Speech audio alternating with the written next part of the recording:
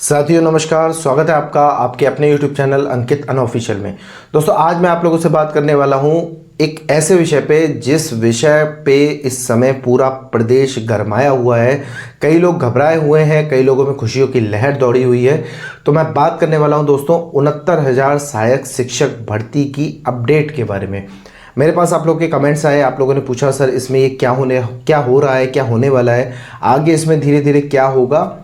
तो सभी विषयों पे बात करेंगे, लेकिन मुख्यतः दोस्तों मैंने ये काफ़ी पुरानी वैकेंसी है, 2019 की है, लगभग 5-6 साल हो चुके हैं। तो इस वैकेंसी को समझने के लिए मैंने पूरा वक्त लिया, इस पे पूरी केस स्टडी की, उसके बाद मैं कुछ नतीजों पे पहुंचा हूं। मैं अपनी कुछ आपको सजेशंस देना चाहता हूं, कुछ शेयर करूंगा आपके साथ अपने अनुभव को। तो सभी मुद्दों पे हम लोग आज बात करेंगे, जानेंगे क्या इसमें होने वाला है और क्या इसमें चल रहा है।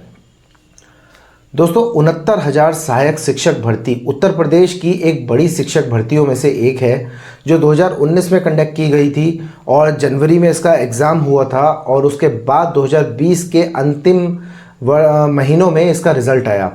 रिज़ल्ट आने के बाद दोस्तों तुरंत इसने ज्वाइनिंग देना स्टार्ट कर दिया और 3 क्रम में ये भर्ती को पूरा किया गया।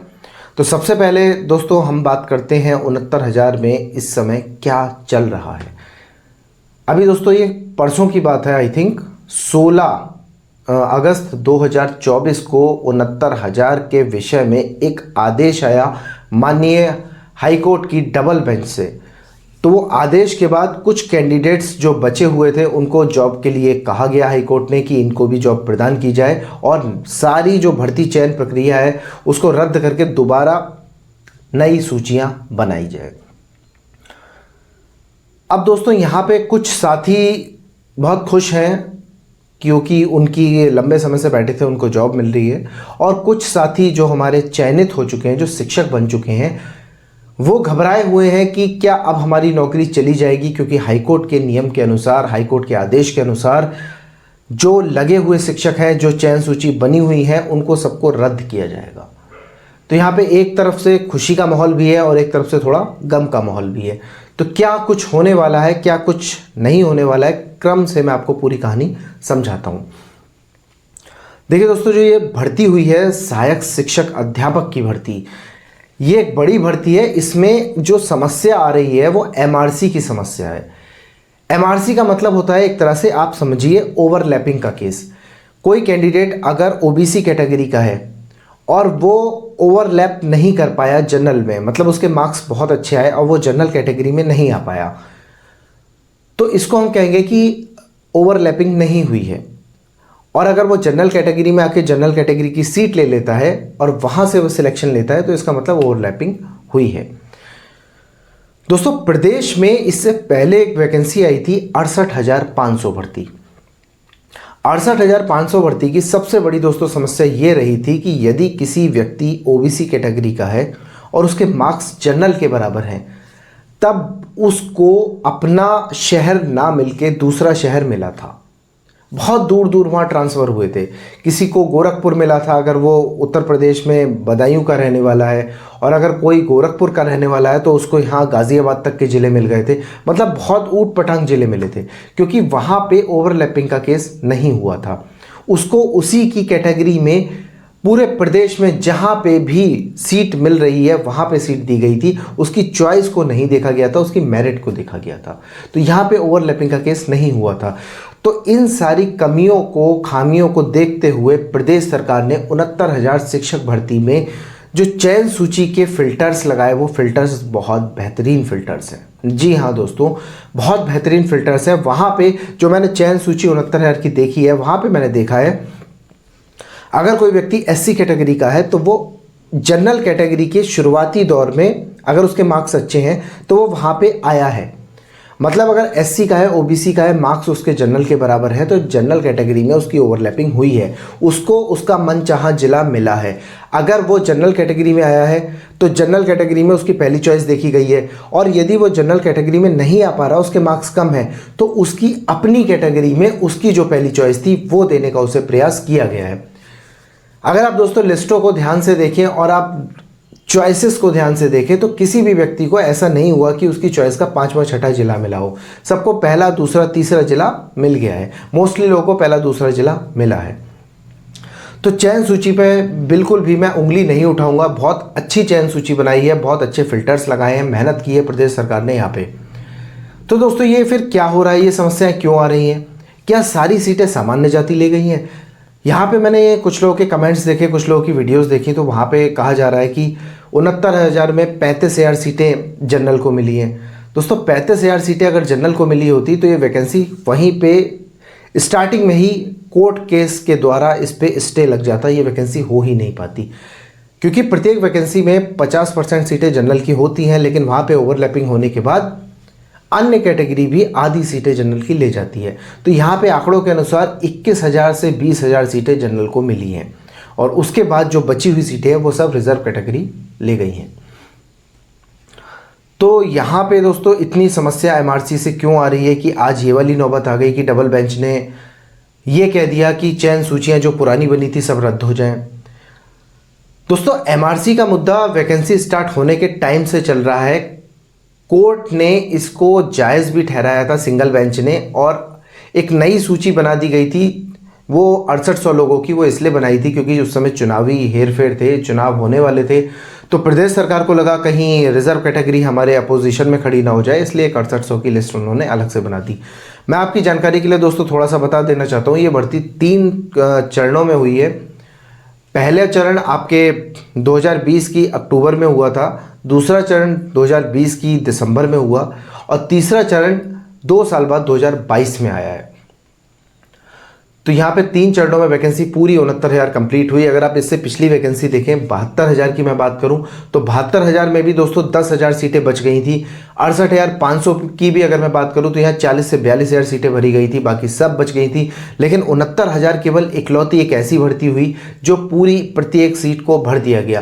तो ये 6800 की सीटें दोस्तों एक्स्ट्रा में बनाई गई थी ताकि किसी भी कैटेगरी के व्यक्ति को ये ना लगे कि हमारे साथ गलत हुआ है। और उस समय चुनावी हथकंडा होता है दोस्तों, आप जानते हैं, सरकारें आती हैं और थोड़ा सा चुनाव को देख के कुछ अपने नए नए हथकंडे अपनाती हैं, और वही उन्होंने किया। इसलिए सिंगल बेंच ने 6800 सीटों को तुरंत कैंसिल कर दिया था। उन्होंने कहा था कि जब वैकेंसी 69,000 है तो आप एक्स्ट्रा सीटें क्यों दे रहे हैं। ठीक है, ये तो सारी बातें रही वैकेंसी की, सीटों की और रिजर्वेशन की।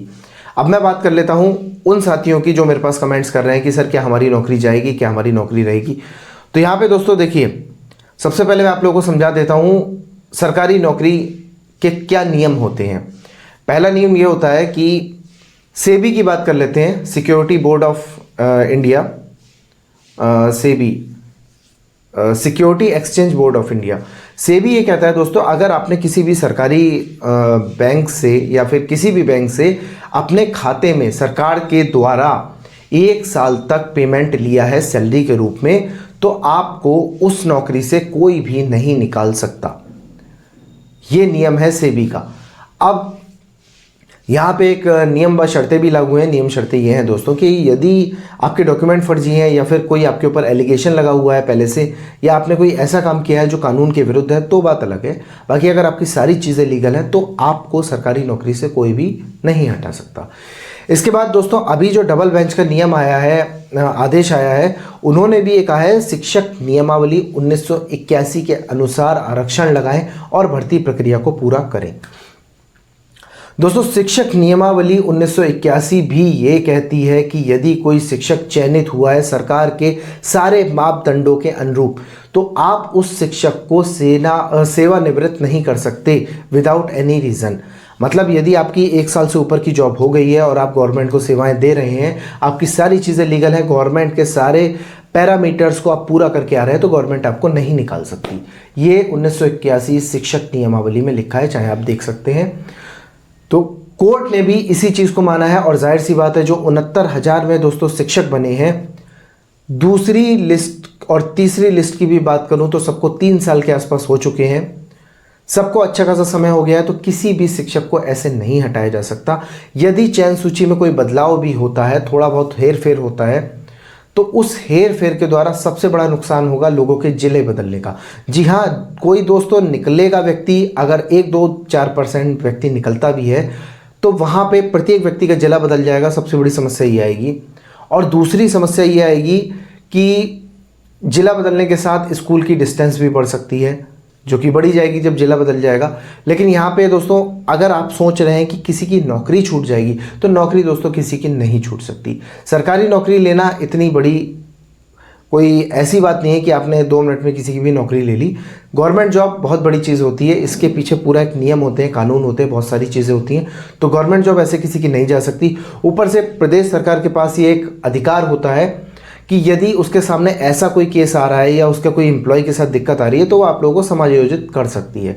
समायोजित में वो कह देगी कि ये हमारे कैंडिडेट थे, वैकेंसी में थोड़ी सी प्रॉब्लम आ रही, तो इन सबको हम अपने शिक्षक के रूप में अपने प्रदेश में समायोजित कर रहे हैं। तो जो भी शिक्षक, जो भी साथी सरकारी टीचर हैं, अच्छा खासा समय हो चुका है, 4 साल हो चुके हैं, किसी भी दशा में परेशान ना हो, बिल्कुल भी मन छोटा ना करें, टेंशन ना लें। आप लोगों की नौकरी बिल्कुल सेफ़ है, पूरी तरीके से सेफ़ है। और ये देखिए, ये जो अभी चल रहे हैं कोर्ट केस, ये 72,000 में भी चल रहे हैं, 68,000 में भी चल रहे हैं, 69,000 में भी चल रहे हैं। ये सब चलते रहते हैं, ये हथकंडे होते हैं। बाकी अभी जो नए दोस्त साथी 4 साल से वेट कर रहे थे और OBC SC कैटेगरी के दोस्त हैं, लंबे समय के बाद उनको जॉब के लिए कोर्ट ने बोला है, तो उन लोगों को बहुत बहुत बधाई, बहुत बहुत शुभकामनाएं। आप लोगों ने एक अच्छा संघर्ष किया, आप लोगों ने 4 साल मेहनत की है और आप आज विभाग में आ रहे हैं, इसके लिए आप लोगों का बहुत बहुत शुभकामनाएं है मेरी तरफ से। लेकिन दोस्तों जो चयनित साथी हैं, जिन्होंने देखिए 1 साल किसी भी गवर्नमेंट जॉब को प्रोविजनल पीरियड में व्यक्ति थोड़ा सा दब के नौकरी करता है, कायदे से काम करता है। लेकिन 1-2 साल बाद अगर लड़का है तो घर वाले लड़की ढूंढने लगते हैं, लड़की है तो लड़का ढूंढने लगते हैं, उसको सेटल कराते हैं। सेटल होने के बाद व्यक्ति अपना परिवार बढ़ाता है, ज़मीन लेता है, घर लेता है, गाड़ी लेता है, सब कुछ लेता है। तो यहाँ पे दोस्तों कई लोगों से मैं मिला जिन लोगों ने 30-30 लाख का लोन ले रखा है 30 सालों के लिए। अब अगर उनकी जॉब जाती है तो वो तो बहुत परेशान थे, सर हम क्या करें, हम तो बहुत परेशान हैं, 30 साल का लोन है, अब अर्निंग बंद हो जाएगी तो हम कैसे गुजारा करेंगे। तो यहाँ पे कुछ कमेंट्स भी मैंने लोगों के देखे, वो गाली दे रहे हैं कि भाई लोन लिया है तो इनसे तो पहले सैलरी का 4 साल का पैसा लिया जाए और उसके बाद इस पे ब्याज भी लिया जाए, क्योंकि ये लोग फर्जी लगे हैं। दोस्तों वो फर्जी कैसे हो गए? गवर्नमेंट ने उनको लगाया है, गवर्नमेंट ने उनको सैलरी दी है, गवर्नमेंट ने उनका सिलेक्शन किया है, तो ऐसे आप किसी के विषय में कहेंगे, ये बहुत गलत चीज़ है।